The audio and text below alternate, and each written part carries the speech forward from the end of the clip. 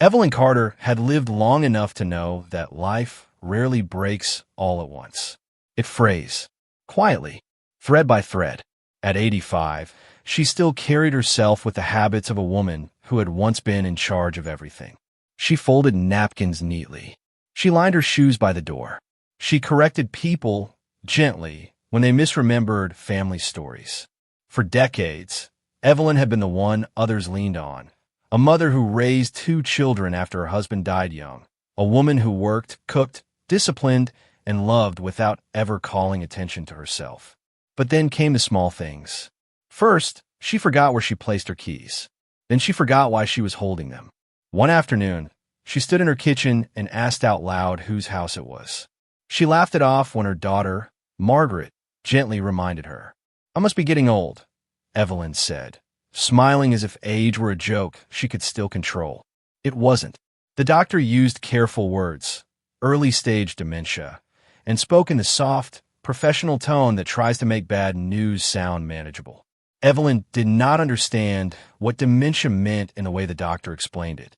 The words were clinical. Early stage. Progression. Manageable. They floated past her like instructions meant for someone else. She nodded politely, the way she had learned to do in doctors' offices long ago, trusting that the people in the room understood more than she did. But what Evelyn understood, long before she could name it, was the feeling. It began quietly, a tightening in her chest when she woke in the mornings, as if she had forgotten something important and dangerous at the same time. A sense of unease that arrived without warning and left her breathless. She would stand in the middle of her living room, sunlight pouring through the window, and feel suddenly exposed, as if the walls themselves were watching her. Nothing had happened. That was the problem. On her clearer days, Evelyn tried to reason with herself. She had always been practical, logical. She had raised children, balanced budgets, survived loss. Fear without cause made no sense to her. "You're imagining things," she whispered aloud once, scolding herself gently. "Your mind is playing tricks on you." The pamphlet said that dementia caused anxiety, confusion, mood changes. Evelyn read those words again and again, using them as an anchor. If something felt wrong, it must be the illness. That explanation was safer than the alternative. But her body did not agree. Sometimes, when someone entered the room too suddenly, her heart raced so violently she had to sit down. Her hands trembled when she tried to pour tea. At night, she woke with the sensation that she was not alone, even when the house was silent. She could not explain any of it. Memory was already beginning to slip. Not dramatically, not yet. It left in fragments. Names, dates, small details that once came easily now hovered just out of reach. When Evelyn tried to follow her thoughts, they scattered, leaving behind only impressions. Fear was one of them.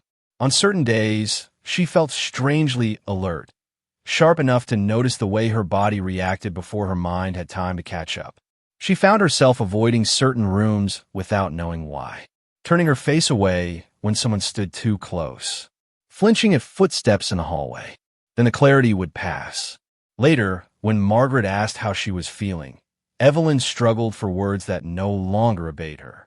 She knew something was wrong, but the shape of it dissolved the moment she tried to speak. "I don't know," she said, frustrated. "I just feel unsettled." Margaret squeezed her hand and smiled, trying to reassure her. "It's the dementia, Mom. The doctor said this would happen." Evelyn nodded, relieved to have an explanation. She wanted to believe it. She needed to believe it. Questioning her own instincts felt dangerous in a way she couldn't articulate. As the weeks passed, she began to notice something else, something even more frightening. She was losing the ability to trust herself. When a wave of fear rose inside her, she doubted it before anything else. She told herself she was confused, that her mind was unreliable now, that whatever she felt could not be taken seriously. She had spent her life trusting her judgment. Now, piece by piece, that certainty was being taken from her. There were moments, brief, piercing moments, when awareness returned with startling clarity. In those moments, Evelyn felt a quiet panic. She realized how dependent she was becoming, how easily decisions were being made for her, how quickly her world was narrowing without her consent. But clarity required memory, and memory was already fading. Without it, Evelyn could not hold on to patterns. She could not build a narrative of what was happening to her. Each day replaced the last, leaving no evidence behind. Fear appeared, then vanished, leaving only the residue in her body. Her heart remembered what her mind could not.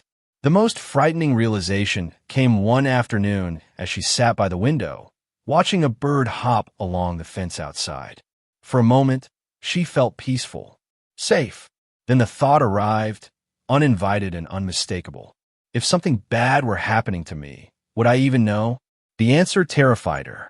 Evelyn understood, in that instant, that dementia did not just steal memories. It stole credibility. It turned instinct into something suspect.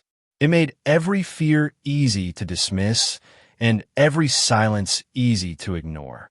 And as her illness quietly rewrote the rules of what could be trusted, Evelyn had no way of knowing that her greatest vulnerability was still ahead of her.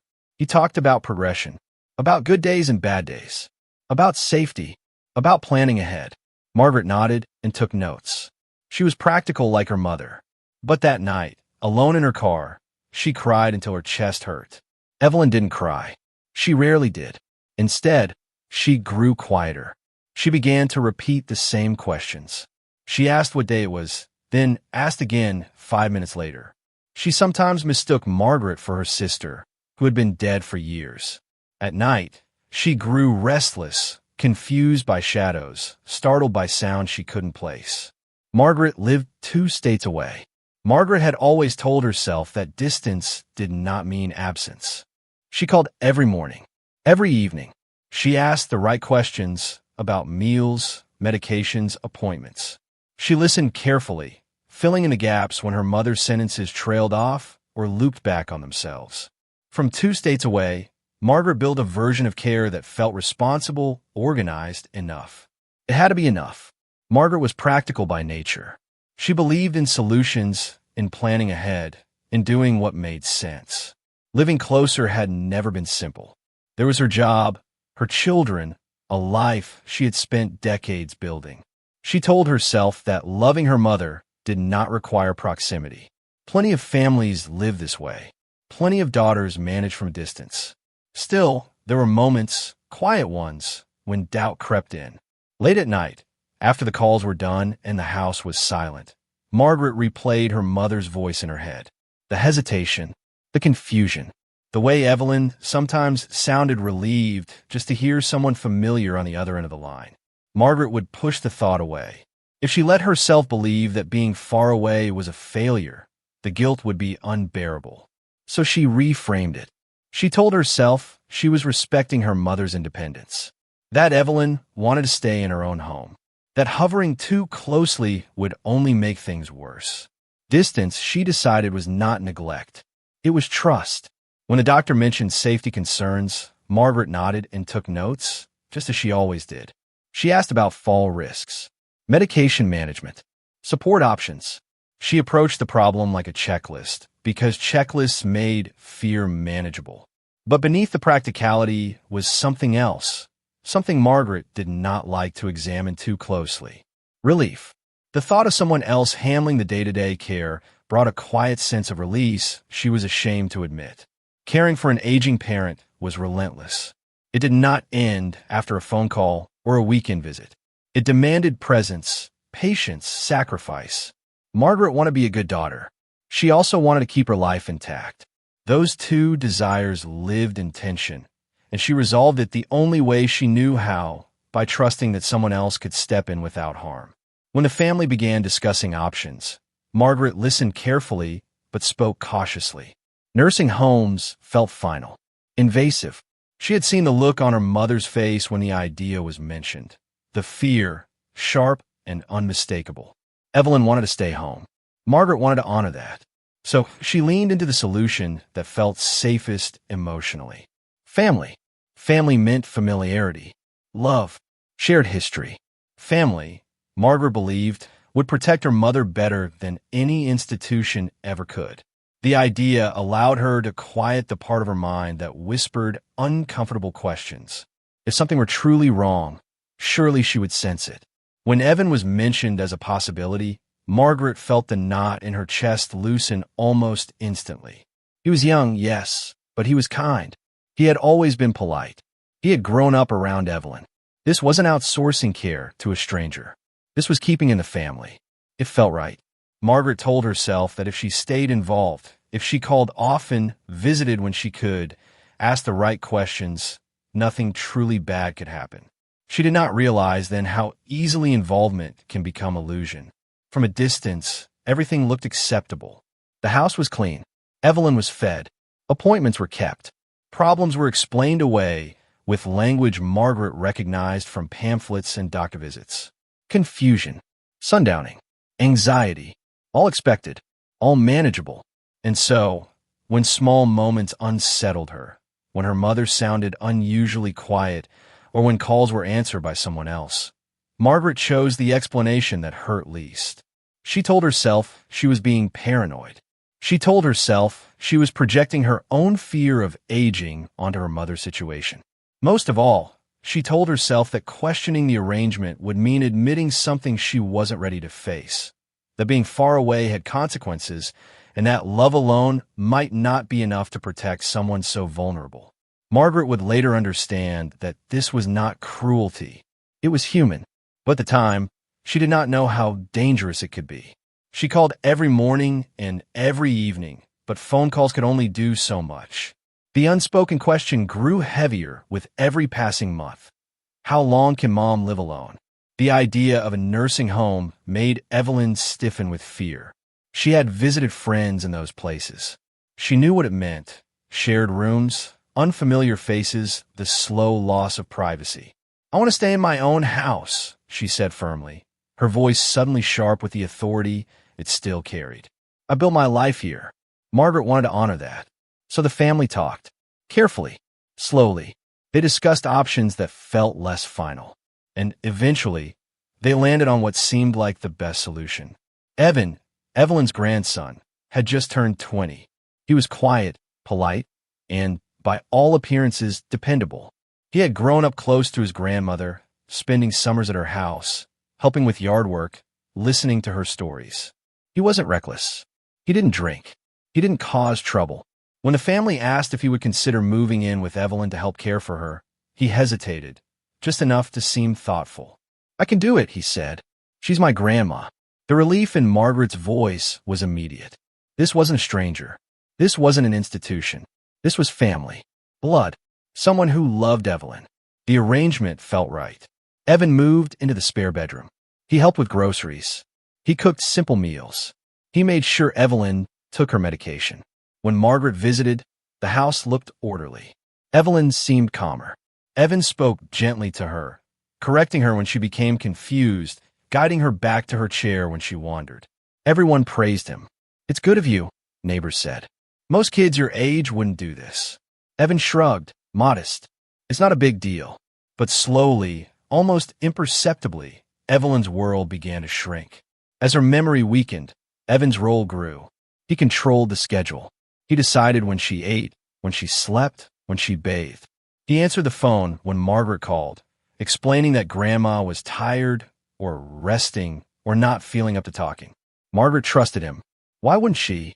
Evelyn, meanwhile, struggled to understand what was happening to her. Some days she felt normal, sharp, even. Other days, her thoughts slipped away like water through her fingers. She knew something was wrong, but she couldn't name it. She sensed danger in moments she couldn't explain. A sudden fear, a tightness in her chest when Evan entered the room. At night, she sometimes cried out. Evan told the family it was just sundowning. The doctor agreed it was common. Margaret accepted the explanation because the alternative, the thought that something else might be happening, was unbearable. No one ever said it out loud, but everyone was thinking the same thing. This was what dementia looked like. The explanations fit too neatly to question. Confusion, fear, mood changes, nighttime agitation. The doctor had warned them. The pamphlets had prepared them. Each behavior Evelyn showed already had a name, already had a place in the expected progression of her illness. And when something has a name, it stops feeling dangerous. Neighbors noticed the changes first. Evelyn no longer lingered outside the way she used to. She stopped waving from a porch. Her light stayed on late into the night. Sometimes, voices carried through open windows, fearful, pleading, unintelligible. When asked, Evan explained calmly. She gets confused at night. It's worse after sunset. Sundowning. The word worked like a key. It unlocked understanding and closed the door to further questions. People nodded. They had heard of it. They had seen it before. The explanation required no action, only sympathy. The visiting nurse noticed, too. Evelyn avoided eye contact. Her hand shook when she was touched unexpectedly. She answered questions slowly, glancing toward Evan as if waiting for confirmation. Has she always been this withdrawn? The nurse asked once. Evan smiled, apologetic. She's declined a lot lately. The nurse accepted the answer.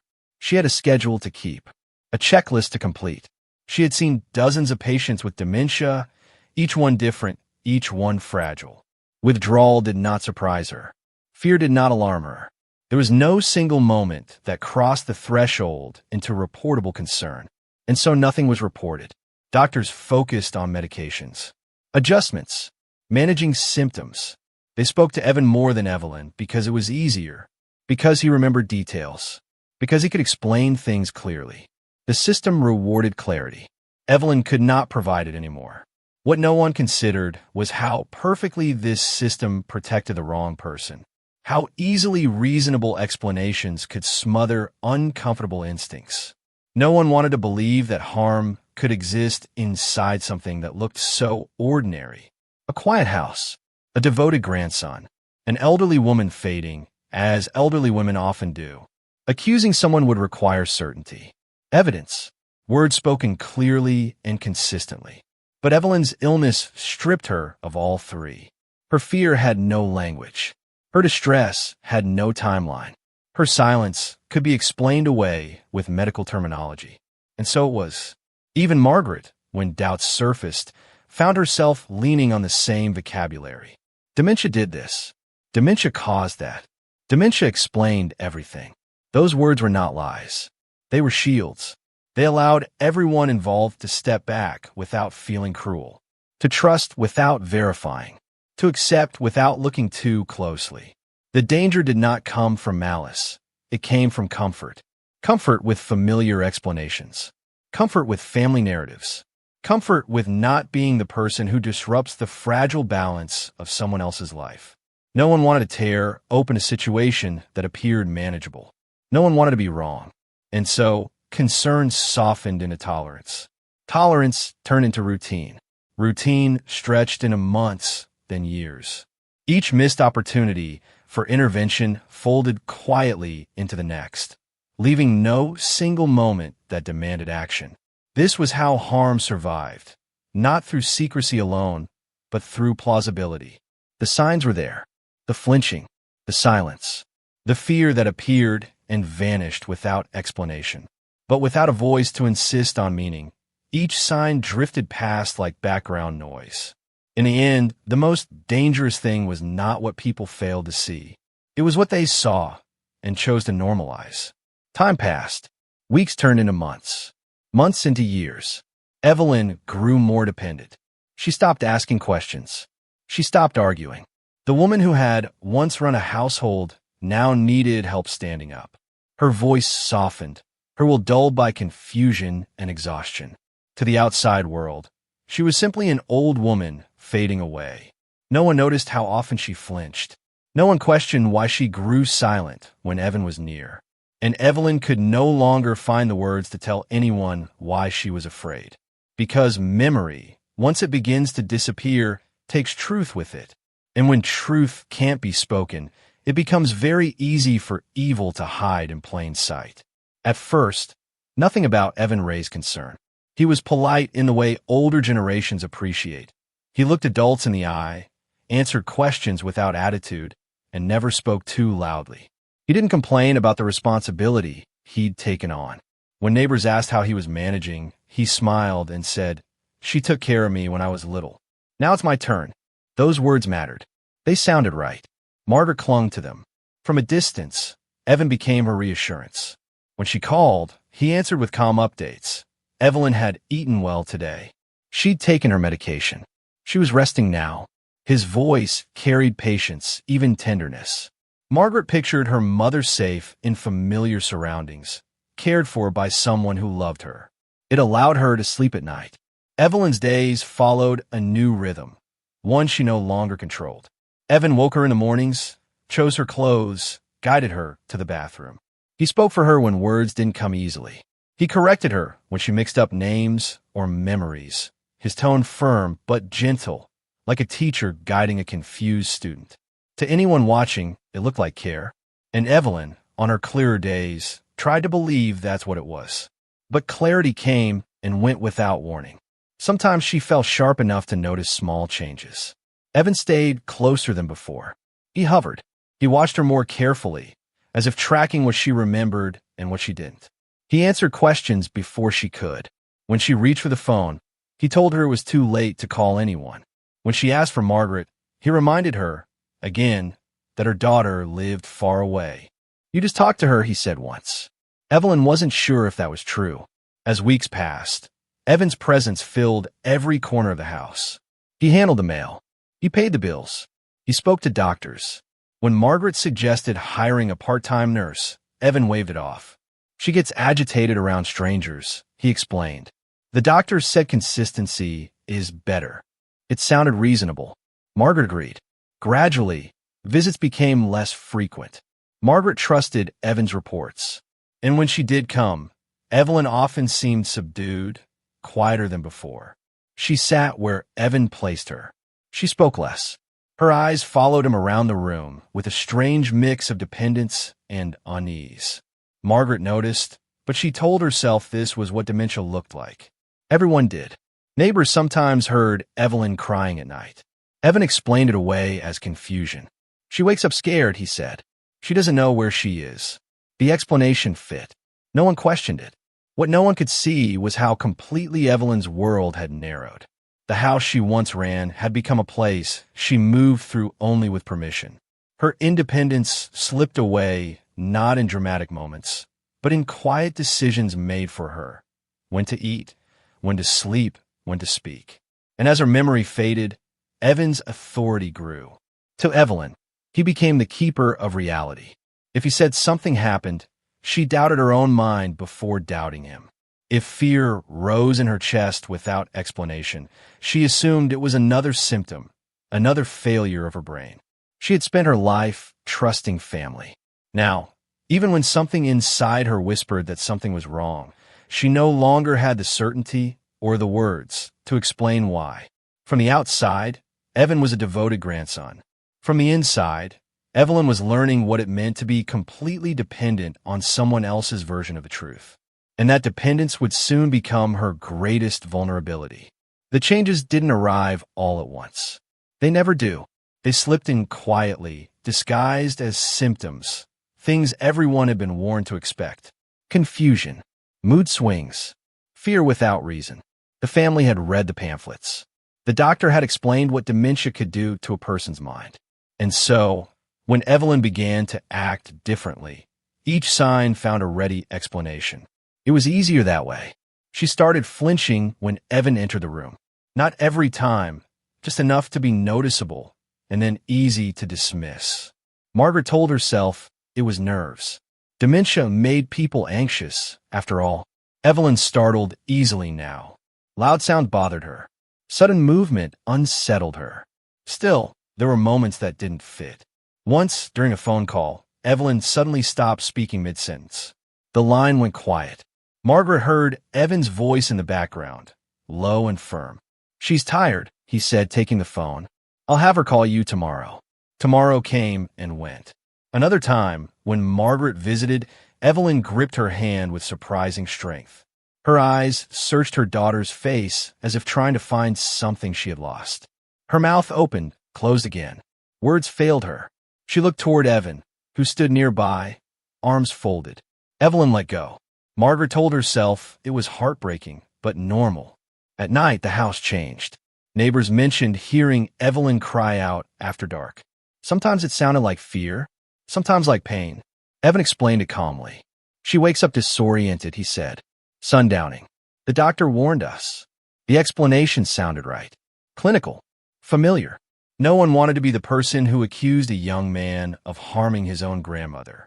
No one wanted to believe something so dark could exist in a place that looked so ordinary. And Evelyn couldn't help them. When she tried to speak, her thoughts tangled. Fear rose without shape or language. She sensed danger the way one senses a storm before the clouds appear, through the body, not the mind. Her heart raced. Her hands trembled. She felt wrong in her own home. But when asked what was wrong, she couldn't answer. I don't know, she said again and again. Something isn't right. Those words frightened Margaret, but they frightened her in a familiar way, like watching a loved one disappear piece by piece. Dementia did that. It robbed people of certainty. It created unease without explanation. So Margaret did what many families do. She normalized it. She told herself her mother was confused. She told herself Evan was doing his best. She told herself that being suspicious would only make things worse. She wanted to believe that love and family were still enough to protect Evelyn from harm. But the signs kept coming. Evelyn grew quieter. She stopped making eye contact. She rarely spoke when Evan was in the room. When asked questions, she glanced toward him first, as if seeking permission to answer. Margaret noticed, and then she ignored it, because noticing meant responsibility. And responsibility meant asking questions that might shatter the fragile arrangement, keeping her mother out of a nursing home. There was a nurse, briefly, a visiting aide who came once a week to check Evelyn's vitals. She mentioned Evelyn seemed unusually withdrawn. Has she always been this fearful? The nurse asked. Evan smiled politely. She's declined a lot lately, he said. It's been hard on her. The nurse nodded. She had seen this before. No report was filed. Time passed. Seasons changed. Evelyn's world grew smaller still. Her bedroom, the living room, the chair by the window where she sat for hours, staring at nothing. The woman who once corrected others now rarely spoke at all. And Evan continued to appear devoted. He cooked. He cleaned. He answered the phone. He controlled the story. To the outside world, he was a young man sacrificing his freedom for family. To Evelyn, he was the person who decided what was real and what was forgotten. She sometimes tried to resist, small gestures that went unnoticed, pulling away, turning her face, shaking her head without knowing why. But resistance requires memory, and memory was the first thing she lost. Without it, there was no pattern, no narrative, no proof, only fear. Margaret would later replay these moments in her mind endlessly. The way her mother's voice changed, the way she avoided being alone, the way she seemed relieved when Evan stepped out of the room, and tense when he returned. All the pieces had been there, but no one wanted to put them together, because the truth was unthinkable. And so, for 3 long years, the signs were seen, but never truly recognized. Evelyn's silence wasn't evidence of peace. It was evidence that she no longer had the ability to be believed. Margaret came home on a quiet Tuesday. Nothing about that visit felt unusual. She had taken a few days off work, telling herself it was time to see her mother again, time to reassure herself that everything was still under control. Evan greeted her at the door with the same polite smile. The house looked clean, orderly, normal. Evelyn sat in her chair by the window. She looked smaller than Margaret remembered, frilier. Her hair was thinner, her hands folded neatly in her lap, as if she were waiting to be told what to do next. When she saw her daughter, her face brightened for a moment, then clouded with confusion. Are you visiting? She asked. Margaret swallowed and smiled. Yes, Mom. I'm here. Evelyn nodded slowly, as if filing the information away somewhere it might or might not stay. That afternoon, Margaret decided to print a few medical forms. Evan handed her his laptop without hesitation. It's on the desk, he said. Use whatever you need. The machine was already on. Margaret sat down, opened the browser, and searched for the file she needed. As she clicked through folders, something caught her eye. Not a name, but a pattern. A folder with a vague title. Inside it, several more. Dates. Years. She hesitated. Margaret would later say that this was the moment her body knew before her mind did. a tightening in her chest, a sense of wrongness she couldn't explain. She told herself she was being intrusive, paranoid, tired. Still, she clicked. What she saw didn't make sense at first. The room on the screen looked familiar. Too familiar. It was her mother's living room. The chair by the window. The lamp Evelyn had owned for decades. Then she understood. Margaret's breath left her in a single, silent rush. Her hands began to shake so violently, she had to grip the edge of the desk to stay upright. She couldn't look away, and she couldn't fully comprehend what she was seeing. This wasn't an accident. This wasn't a misunderstanding. It wasn't one moment, frozen in time. There were many files, dozens, organized, dated. Margaret felt nauseous. The room seemed to tilt. Her ears rang as if she were underwater. She closed the laptop, then opened it again, as though hoping the truth might disappear if she checked twice. It didn't. What broke her wasn't just the content. It was the length of time it represented. 3 years. 3 years in which her mother had grown quieter, smaller, more afraid. 3 years in which Margaret had trusted someone else to keep her safe. Margaret pushed back from the desk and stumbled into the hallway. She pressed her hand against her mouth to keep from screaming. Every instinct told her to run, to flee the house, to escape the air that suddenly felt poisoned. But Evelyn was still there, sitting by the window, waiting. Margaret walked into the living room and knelt in front of her mother. Evelyn looked down at her daughter, startled by the tears streaming down her face. "Are you hurt?" Evelyn asked softly. Margaret shook her head, unable to speak. Evelyn reached out and touched her hair, the way she had when Margaret was a child. The gesture was gentle, loving, unaware. Margaret realized then the cruelest part of all. Her mother didn't understand what had been taken from her. She didn't know what had happened. She couldn't even name the fear she had lived with for years. And yet, her body had remembered. The glances, the flinching, the silence. Margaret returned to the desk with shaking resolve. She didn't confront Evan. Not yet. She copied the files. Every single one. Her movements were mechanical, driven by something colder than panic. When Evan returned to the room, she closed the laptop and handed it back to him. Her face felt numb, like a mask. "Everything okay?" he asked. Margaret nodded. "Yes," she said, but nothing would ever be okay again. That night, lying awake in the guest room, Margaret stared at the ceiling and replayed every moment she had dismissed. Every call she had ended too quickly. Every explanation she had accepted because it was easier than asking why. The truth had been living in that house for years. And now that she had seen it, there was no going back. Margaret did not sleep that night. She lay awake in the narrow guest bed, staring into the darkness, listening to the familiar sounds of her childhood home. The ticking clock in the hallway, the low hum of the refrigerator, the house settling as it always had. Everything felt the same, and nothing was. The laptop sat hidden in her bag, the copied files burning in her mind like a second heartbeat. Every time she closed her eyes, fragments returned. Not images, but realizations.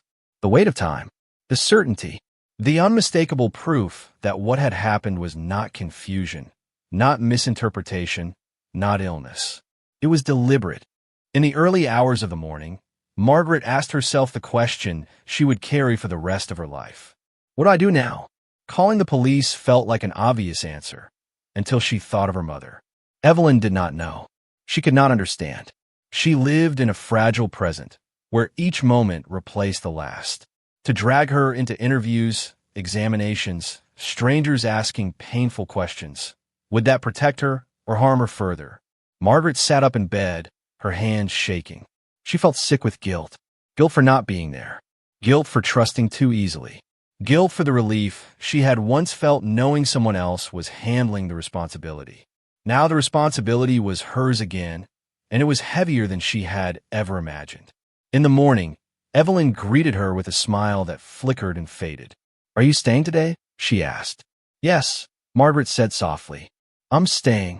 Evelyn nodded, content with that answer. Margaret watched her mother eat breakfast, helped her to the bathroom, brushed her thinning hair.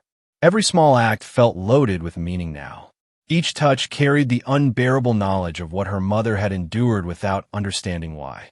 Evelyn moved slowly, carefully, She avoided Evan's gaze. When he spoke, she stiffened, just slightly, so subtly that no one would have noticed unless they were already looking for it. Margaret noticed everything. She wondered how many times her mother had felt afraid without knowing how to say so. How many times her body had reacted when her mind could not. How often she had reached for help and failed to find the words. That afternoon, Margaret stepped outside and sat in her car, gripping the steering wheel until her knuckles turned white. She thought of all the reasons people stay silent in moments like this. Fear of tearing the family apart. Fear of being wrong. Fear of what justice might cost a person already so vulnerable. She thought of the neighbors who had praised Evan, the professionals who had nodded knowingly and said, "That's dementia." The system that requires victims to speak clearly, consistently, convincingly, things Evelyn could no longer do. But then Margaret remembered the files, the dates, the organization, the certainty. This was not a misunderstanding. This was not something that could be forgiven or managed quietly. Silence had already stolen 3 years from her mother. Margaret could not let it steal the rest of her life, too. That evening, Margaret sat beside Evelyn and held her hand. "Mom," she said gently, "do you feel safe here?" Evelyn frowned, as if the question itself confused her. She thought for a long moment. "I don't like being alone," she said finally. It wasn't an answer, but it was enough. Margaret kissed her mother's forehead and felt a calm, terrible resolve settle over her. She would carry the weight of what came next. She would be the one to remember, the one to speak, because Evelyn could not. Later that night, after Evan had gone to his room, Margaret made the call. Margaret did not pick up the phone right away. She sat at the small kitchen table, the house silent around her, the weight of what she knew pressing down on her chest. The copied files were tucked inside her bag, unseen but impossible to forget.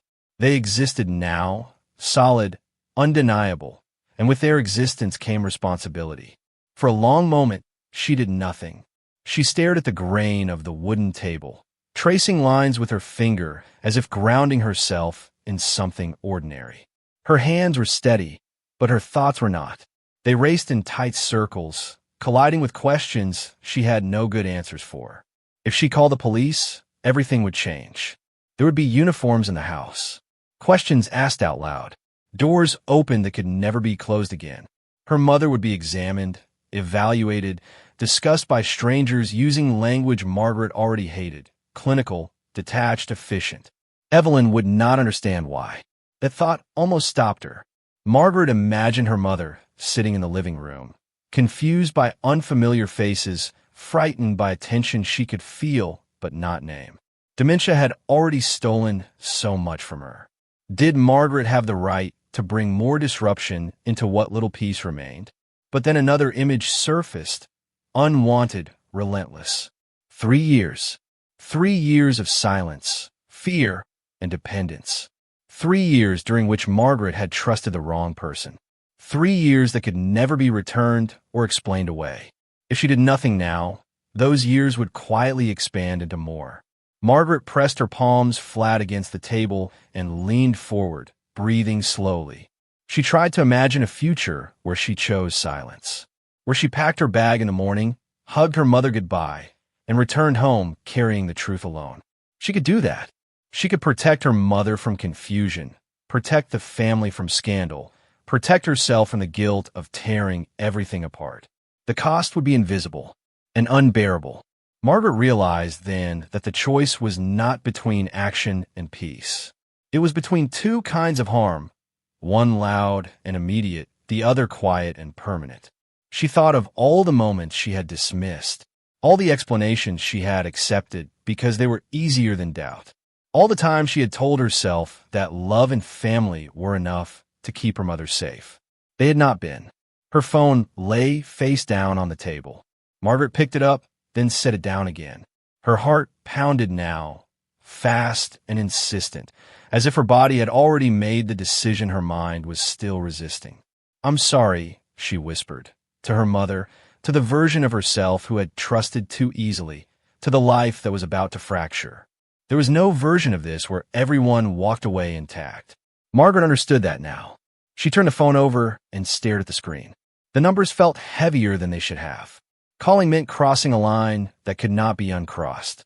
It meant choosing truth over comfort, protection over illusion. It meant accepting that doing the right thing would not feel right at all. Her thumb hovered for a moment longer. Then she pressed the call button. Her voice was steady when she spoke to the dispatcher. She gave her name, her address. She said there was evidence of a crime involving an elderly woman who could no longer advocate for herself. When she hung up, Margaret sat alone in the dark. She did not feel relief. She felt grief for the years lost, for the trust broken, for the mother she could no longer protect from the knowledge of what had happened. But beneath it all, there was something else, a quiet certainty. The truth was no longer hers to carry alone. The police arrived just after dawn. 2 officers stood in the doorway, their presence polite but unmistakably serious. Margaret led them inside, her movements deliberate, as if any sudden gesture might shatter what little calm remained in the house. Evan appeared from the hallway, surprised, asking questions that sounded rehearsed even to himself. Margaret didn't look at him. She handed over the evidence. The copied files, the dates, the names, the quiet certainty that this was not a single moment taken out of context, but a pattern that had stretched across years. The officers listened. They took notes. They asked questions carefully about Evelyn's condition, about who lived in the house, about who had access to her. When they spoke to Evelyn, their voices softened. They learned quickly what Margaret already knew. Evelyn could not give them what the law usually demands. Clear memory, consistent testimony, a timeline spoken in words. Evelyn answered some questions. Others confused her. She smiled when she didn't understand. She grew anxious when she was pressed. Eventually, one of the officers ended the interview early. "This is enough for now," he said gently. The investigation moved forward without her voice. Detectives arrived later that day. They examined the laptop, the room, the house. They asked Margaret to recount everything, every visit, every call, every moment she had doubted and dismissed. Speaking aloud was harder than she expected. Each sentence felt like a confession. "I trusted him. I didn't see it. I believed the explanations." Evan was questioned separately. He denied everything at first. He spoke calmly, insisted Margaret had misunderstood, suggested the videos were taken out of context. He leaned heavily on one argument, Evelyn's illness. "She doesn't know what's going on," he said. "She's confused." It was the same explanation that had protected him for years. The detectives didn't argue. They didn't accuse. They let him talk. And then they asked about the files, about the dates, about the organization, about why the recordings existed at all. Evan stopped answering. When the case moved to the prosecutor's office, Margaret learned how fragile justice can be. The law prefers clarity. It relies on witnesses who can explain what happened, when it happened, and how it felt. Evelyn could do none of those things anymore. The defense built their strategy around that silence. They argued that the recordings were obtained improperly, that the woman at the center of the case lacked the capacity to consent to being recorded or to object, that without her testimony, there could be reasonable doubt. They spoke in precise language, stripped of emotion. Margaret sat in the courtroom and listened to her mother described as unreliable, incapable, medically compromised. Each word felt like another loss. Evelyn's illness, which had already taken her memories, was now being used to erase her experience altogether. But the prosecution had something the defense couldn't explain away. Time. The videos were not random. They were dated, stored, categorized. They showed continuity. They showed intent. They showed that what happened was not confusion, not accident, not a single moment misunderstood, but a repeated abuse of power over someone who could not protect herself. Expert witnesses testified about dementia, about vulnerability, about how the loss of memory does not erase the ability to feel fear, pain, or violation, about how silence does not equal consent. Margaret listened to strangers explain her mother's life in clinical terms, and she realized how close they had come to losing the case altogether. If the files had been deleted, if she had never opened that folder, if she had chosen not to look, The courtroom was quiet when the prosecution rested. Evelyn did not attend the trial. The doctors said it would confuse and distress her. Margaret agreed. Some things, she believed, should not be placed on the shoulders of someone already carrying so much. Instead, Margaret sat alone, holding the weight of her mother's truth. When the jury deliberated, the weight felt endless. Margaret stared at the floor, thinking of all the people whose stories never make it this far. Those whose evidence is lost, whose voices are doubted, whose suffering disappears with time. Justice, she learned, is not guaranteed. It depends on chance, on courage, on someone being willing to open a door that should never have existed. And as the jury returned, Margaret held her breath, not just for the verdict, but for the meaning it would carry. Because whatever happened next, nothing could restore what had already been taken. The courtroom was quiet when the verdict was read, not the kind of silence that feels peaceful, but the kind that presses against the chest, heavy with everything that has already been lost. Margaret stood when the judge entered, her hands clasped tightly in front of her, her body moving on instinct alone. She listened as the words were spoken. Guilty. The word landed heavily in the room. Not with relief, not with triumph. Just wait. Margaret stood there, hearing it echo in her mind. Guilty, and waited for something she had been told would come. A release, a sense of balance restored, some internal shift that would signal the end of what she had been carrying. Nothing happened. The man standing a few feet away, the one the family had trusted, did not look at her. He did not react at all. He stared straight ahead, as if the verdict belonged to someone else, as if the room had already receded beyond his reach. Margaret realized, with a quiet ache, that this moment did not belong to her. It did not belong to Evelyn either. Justice, she was learning, did not arrive with ceremony for the people who needed it most. It came late, imperfect, stripped of the power to undo anything that had already happened. As the courtroom shifted around her, chairs scraping, voices murmuring, Margaret felt strangely detached. She was aware of her breathing, of the way her hands trembled slightly at her sides. She had imagined this moment so many times. She had prepared herself for anger, for vindication, for grief sharp enough to cut. Instead, there was only exhaustion. She thought of her mother sitting by the window at home, watching the light move across the floor. Evelyn would never know what had just been acknowledged in this room. She would never understand why a stranger had taken so much from her, or why it had taken years for anyone to see it. And yet, her body had known. That was what unsettled Margaret most. The verdict did not give Evelyn back her lost years. It did not return the sense of safety that had been quietly eroded day by day. It did not restore the dignity that had been taken in ways Evelyn could no longer articulate. All it did was draw a line. This happened. It mattered. It was wrong. Margaret understood now why so many people describe justice as unsatisfying. It answers questions the heart is no longer asking. It speaks to systems, not wounds. It names responsibility without touching the depth of harm. Still, it mattered, because silence had already done enough damage. As she left the courtroom, Margaret felt the full weight of what came next. There would be no neat ending, no moment when life returned to what it had been before. The verdict closed one door, but it opened others. Grief she had postponed, guilt she could no longer avoid, and the slow, unglamorous work of caring for someone whose suffering had never required memory to exist. That night, Margaret sat beside her mother's bed and watched her sleep. Evelyn's face was relaxed, her breathing steady. She looked peaceful in a way Margaret had not seen in years. The danger was gone. The cost remained. Margaret wondered how many people imagine justice as something that heals. How many believe that once a verdict is read, the story is over? She knew better now. Justice does not erase harm. It does not replace what was taken. It does not make the world feel safe again. What it does, when it works at all, is interrupt silence. And sometimes, that is the only victory available. Margaret reached out and brushed a strand of hair from her mother's face. Evelyn stirred slightly, then settled again.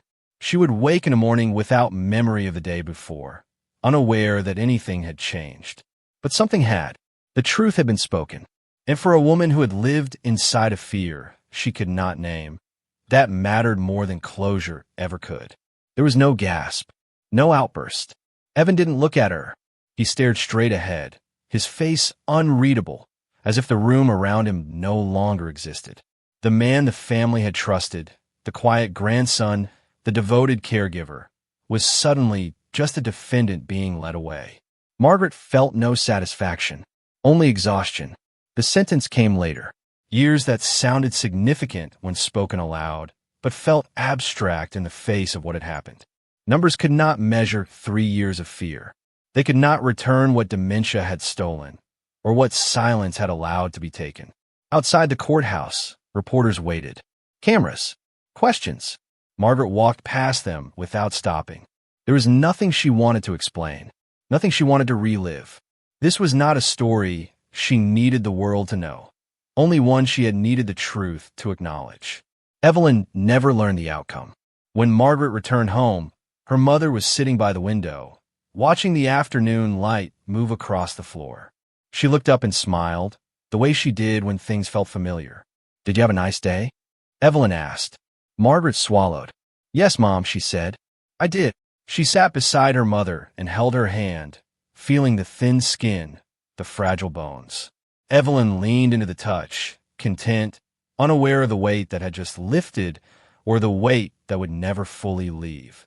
In the weeks that followed, life settled into a quieter routine. Evan's room stood empty. The house felt larger, calmer. Margaret arranged for full-time care. Professionals now handled the things family once thought love alone could manage. Evelyn seemed calmer, too. She slept through the night more often. The unexplained fear eased, though it never disappeared entirely. Some wounds, Margaret realized, do not need memory to exist. Sometimes Evelyn asked about Evan. "He used to live here," she said one afternoon, her brow furrowed. "Yes," Margaret replied carefully. "He did." "Where did he go?" Margaret paused. She chose the gentlest truth she could offer.